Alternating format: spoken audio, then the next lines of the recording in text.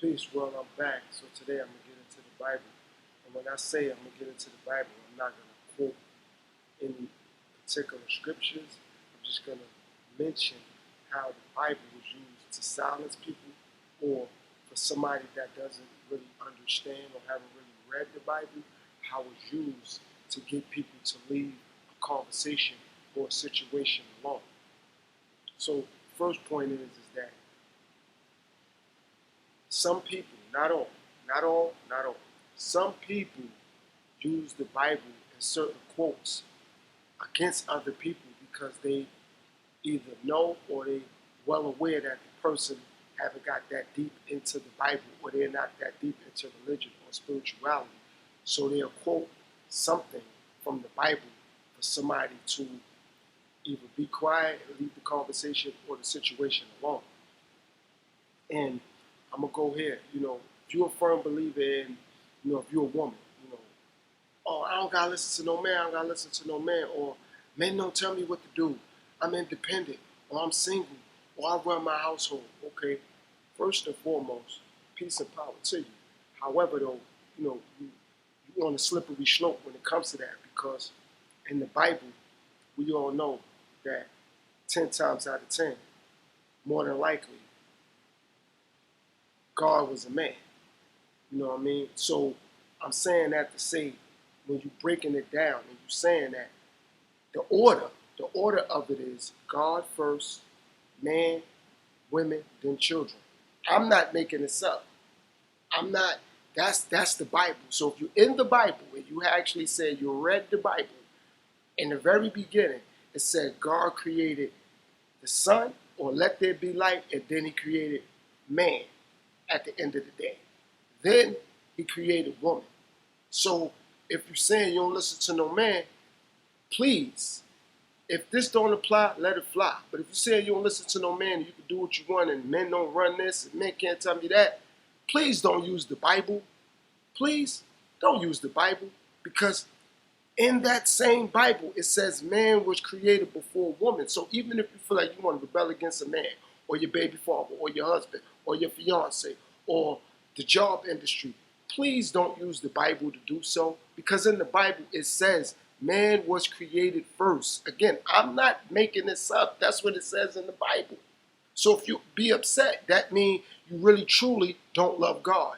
If you're upset, that means you really, really don't believe in God. If you're upset, that means you really only using the Bible to get somebody to be quiet or to use it against somebody that don't know much about religion or spirituality or they haven't really read the Bible enough. So that's the first thing you're going to do. You're going to say, well, in the Bible, it says you shouldn't do this, you shouldn't do that. It's a lot of things that men and women do that the Bible didn't say to do or not to do. So, for example, it says, honor thy mother and thy father. A lot of people don't honor their mother or their father because they do things that their mother or their father asked them or explained to them that they shouldn't do, whether they was coming up and didn't listen or as they got older and still didn't listen. You see what I'm saying? So we got to start walking that thin line between things because people like to use the Bible as a stepping stone to get people to not say something or to be quiet. And another thing about the Bible, not all, but majority of deacons, reverends, and pastors were men. Now, a lot more are becoming women nowadays, and I respect that. But majority of, I'm not saying all churches and all religions and all religious backgrounds. No, but what I'm saying is majority of deacons, reverends, and pastors were men at one juncture in the world. So again, if you're going against a man, how you gonna listen to your pastor? How you gonna listen to your reverend? How you gonna listen to your deacon? At the end of the day, and again, if you work for somebody somewhere, majority of these industries and these companies are ran by men. So even if your boss or your manager or your supervisor is a woman, more than likely that company is ran by a man. I'm not saying all companies. So say you said all, no, majority. So what that means is if it's 10 companies, at least 8 of them are ran by a man. And that's 80%. So numbers dominate situations. So don't come at me with the minority. You know what I mean? Like, no, only the majority rules in life. You know what I mean? The majority of anything rules. So if somebody has more of something, people are going to pay that more attention than somebody who has less of something. I didn't make up the rules. I'm just reporting on it right now. So again, I'm not mad at nobody who reads the Bible, who studies the Bible, who is into the Bible. But I'm learning and I'm seeing majority of the time people like to use the Bible to quote something to get somebody to either be quiet or not say something, or they want something to be left alone, or they don't want somebody to say something back. So they're going to say, well, in the Bible it says, or this verse says, and that verse says. Okay, well, where in the Bible it says we should be disrespecting one another? Where in the Bible it says we should be cursing one another out? Where in the Bible it says we should be talking about other people? Where in the Bible it says that you shouldn't have a mother and a father? So that means if you saying, well, I could do this on my own and you're a father, that's not right. If you quote in the Bible, if you're a mother and you quote in the Bible, that's not right. It don't say you only supposed to have a mother or a father. Both parents supposed to be involved. So if you quote in this Bible so much and you don't get along with your baby mother or your baby father, that's a contradiction and you're going against God. It don't matter what your baby father did or your baby mother did. The point is that you're going against them if you're using the Bible to shut somebody up or to stop somebody from having a conversation or to make your point felt. Because if you have a child and you're not dealing with the person and they haven't committed adultery or anything like that, it don't matter what happened.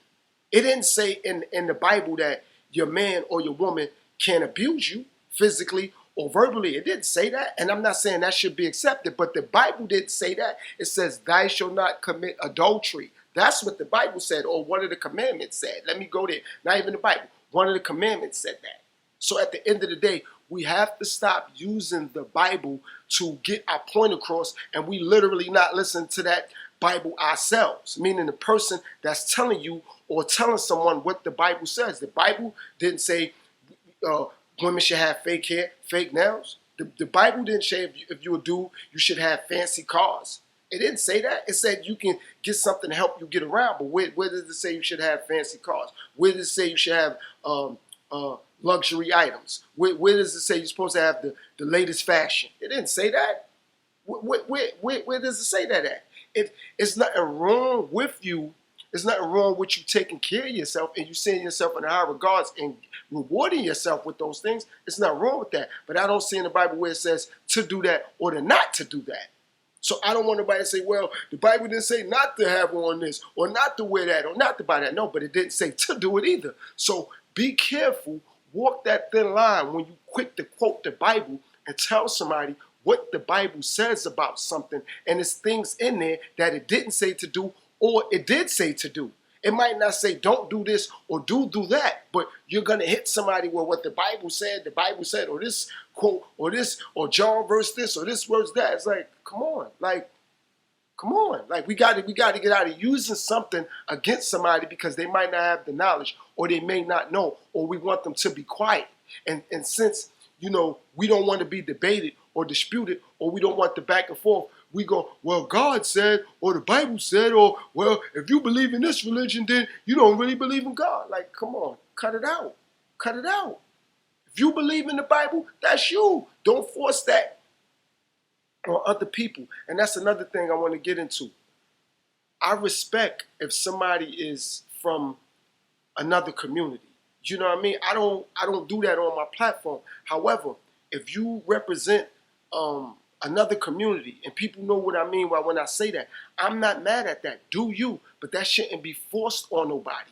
It shouldn't be on every radio station, every TV station, all the stores. It shouldn't be, your food shouldn't be tampered with. It shouldn't be, well, if you speak up about something that you see that's becoming forced on society, and now you speak about it, it's hate. Now, I don't hate anything or anybody, but if something is forced, I have children. I don't want my kids going to school being taught that if my son is a boy, he shouldn't be taught that he can be a girl. Like, if he wants to be that way, he can, but don't force him to believe that. If he grows up and that's what he decides he wants to do, or if my daughter decides she want to be a boy, that's on her. But don't force it down their throat. Don't force them to, they don't have an option. Like this have to be a part of education now, or this have to be a part of fashion now, or this have to be a part of movies, or this have to be a part of music. It don't have to be. It's nothing wrong with putting it out there. And now it's optional, but when you forcing it on people, like I said, it's in clothing stores now. It's all in the music now. It's becoming a part of food. It's becoming a part of a way of life. And I don't think that that's correct, because at the end of the day, don't force anything on anybody. It's like nobody don't really have a problem with certain music, or whether that's heavy metal, rock, or gospel, or hip hop, or R&B, or whatever type of music. However, but that music shouldn't be forced on nobody. Nobody should be forced to listen to hip hop. Nobody should be forced to listen to rap. Nobody should be forced to listen to R&B. Nobody should be forced to listen to gospel, or heavy metal, or rock music. Whatever you like is what you like. But when you force it on somebody and then somebody speak up about it because they seeing it or hearing it everywhere and they speak out against it or they speak up about it, that's not hate speech. They don't want something forced on them. And they have the right to say, yo, I ain't no harm intended, or no pun intended, no disrespect, but don't force that on me. I don't want that in my life. But at the end of the day, people force things on people.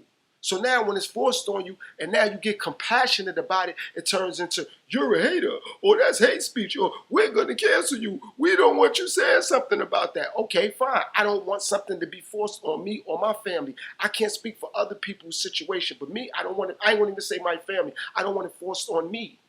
Whatever you do is what you do. That's your preference in life. Whoever you like and what you like, that's your business. But it don't have to be forced. And just because somebody speak up or speak out about it, don't mean that they dislike it, dislike you, or dislike what you're into. They just speaking up about it because some things that I'm paying attention to are being forced. It's like, I don't have no problem with AI, artificial intelligence. However, I'm seeing that it's starting to be forced in every vast set of life. And sooner or later, when it starts to dethrone humanity and civilization, now people are going to be like, yo, I didn't think it was going to get out of control like this. And again, it ain't nothing wrong with it, but it's some things that's starting to get out of control because it's being forced. So all I'm saying is, don't force what you believe in or what you like or what you into on other people. If they agree to it, they agree to it. They disagree, they disagree. But that don't make them a hater. That don't make it hate speech. And that don't make it hate crime. It don't make it a bunch of hate things. It don't make it that. It's just they not for what you for. They disagree with it. So, ain't no problem. Tons of people disagree with certain things that I say or certain things that I believe. No problem. But that don't make them a hater. That don't make it hate speech. I don't want them canceled. I don't want them shut up. Nothing like that. I'm glad they was able to give me their perspective on it, so it give me something to do some homework and some research on at the end of the day. So I just wanted to bring that quick element to my platform today, everybody. Peace, world.